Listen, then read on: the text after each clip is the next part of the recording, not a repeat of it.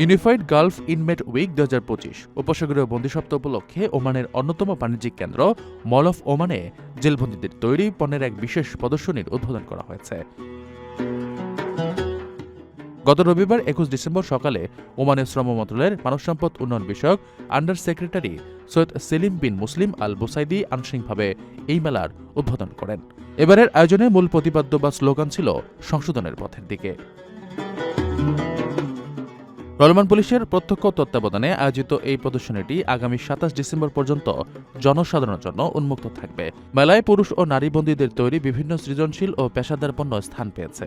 এর মধ্যে উল্লেখযোগ্য হল কাঠের আসবাবপত্র, ঐতিহ্যবাহী হস্তশিল্প, নান্দনিক চিত্রকর্ম, নারীদের পোশাক ও এমব্রয়ডারি কাজ, রৌপ্য সামগ্রী এবং খেজুর প্রক্রিয়াজাতকরণ শিল্পের নানা পণ্য।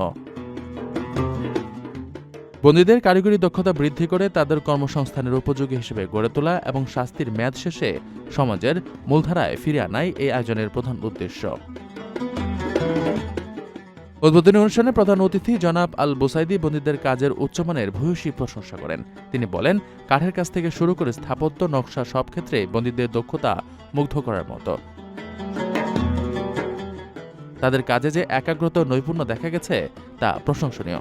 তিনি আরও উল্লেখ করেন যে আধুনিকায়নের অংশ হিসেবে বন্দীদের তৈরি এসব পণ্য বিপণন ও বিশ্বজুড়ে ছড়িয়ে দিতে একটি বিশেষ ওয়েবসাইট চালু করা হয়েছে। আপনার স্বপ্নগুলো আকাশ ছুবে প্রবাসীর হেলিকপ্টারের মাধ্যমে। বিয়ে, জন্মদিন অথবা যে কোনো বিশেষ প্রয়োজনে হেলিকপ্টার ভাড়া করতে যোগাযোগ করুন স্ক্রিনে দেয়া নাম্বারে। প্রবাসীর হেলিকপ্টার, নিরাপদ ও সাশ্রয়ী বাহনের বিশ্বস্ত নাম।